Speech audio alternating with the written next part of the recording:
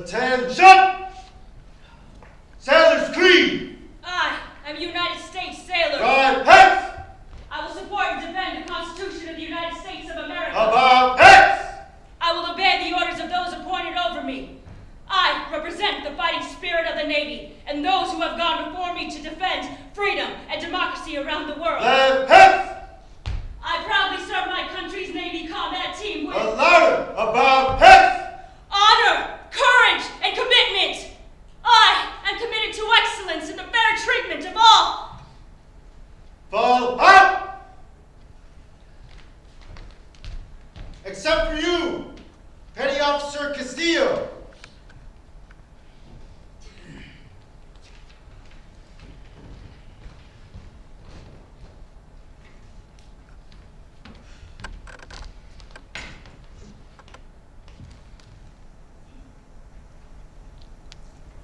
I was raped on the ship. Well, that's a great way to start a conversation. Sorry. So there I was. You know, every sailor knows that all good sea story starts with, so there I was. It's almost like once upon a time. So there I was, 18 and a senior in high school. The plane struck the towers and I got all united we stand and enlisted to become a military nurse. I mean, dope, right? I thought that's what my parents wanted for me because I thought becoming a nurse is what defines the success of the American Filipino. I'm just kidding, okay? But nonetheless, Mom, Dad, and my brother were so very proud of my chosen path. I never really told them what happened. They have a tiny clue, I'm sure. Fuck, now they know. But pain from these invisible wounds have always been easy for me to hide.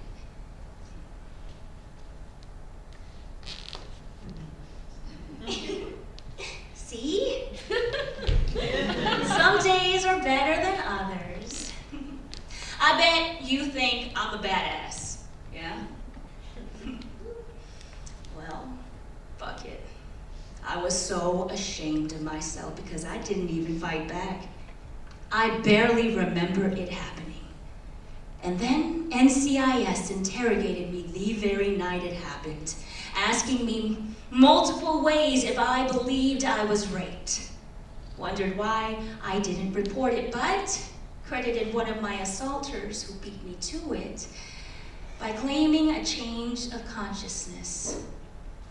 He was released and let go.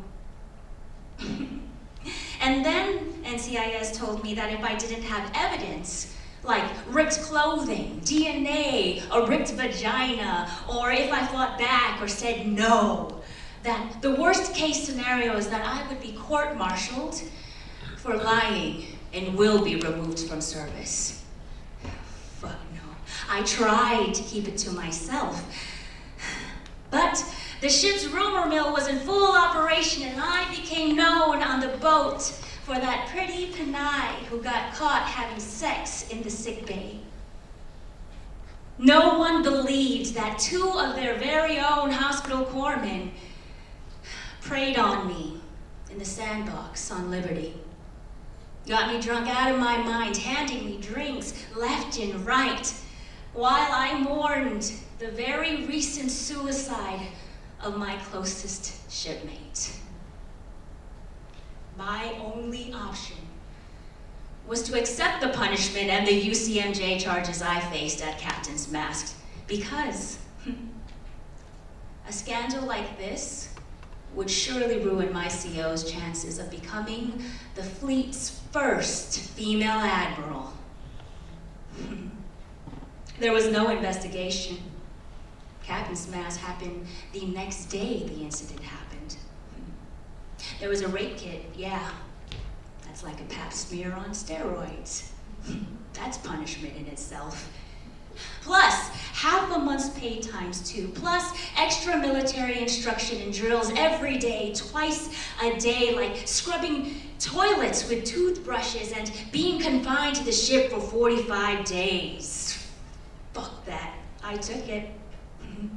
I kept quiet, prayed, journaled, listened to music in my rack, studied morning and night, trained in the gym every day, volunteered as much as they'd let me, mentored every boot that came after me, and I even performed, singing at numerous ceremonies and events, representing my command, the very command that tried to break my fighting spirit. I just aimed for the spotlight and watched them as they sat front row, and I put them to shame as they watched me. Dirtbags. But not talking about it was my shame, and that's stupid because not talking about it now is the shame too. After some time, those wounds finally crept up.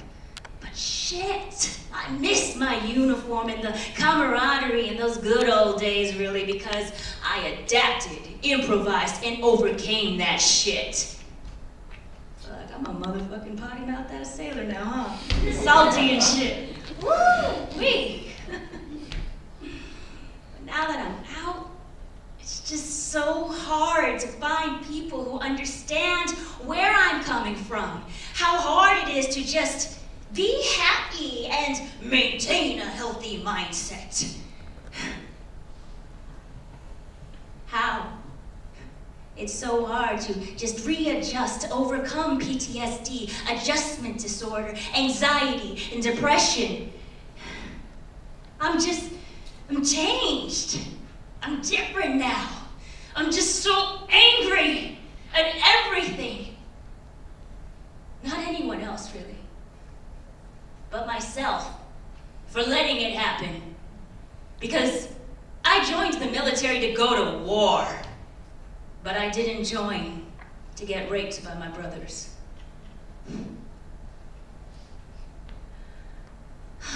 But I'm still me, no matter my mental health. And I am still proud of that decision to join the military because I made that choice for myself. The Navy owes me for thinking they can punish me for that because I'm not going anywhere. And neither are you. As much as you want to give up, don't. Because you are not alone. And you never were.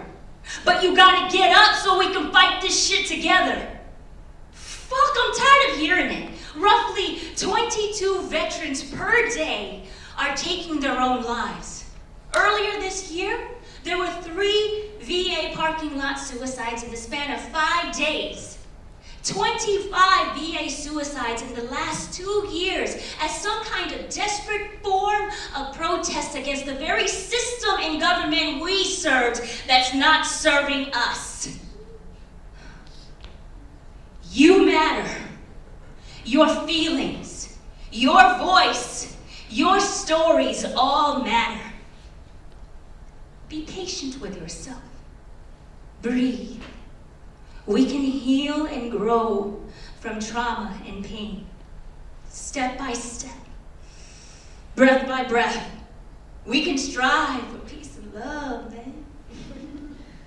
It's okay to talk about it. It's okay to open up. I plan to live more than 100 years, so if I'm feeling ill, I'm going to the doctor. I'm going to trust in my strength and remind myself, and you should too, that I've been through worse. I'm gonna figure out the damn VA, and life, and love, and the pursuit of happiness. It took me literally 10 years to pick up the phone and call the Veterans Crisis Line, walk into the San Diego Vet Center, and then to the VA hospital, and ask for help. And it finally dawned on me that every military hospital and office was actually a trigger. and one of the main reasons why it took so long.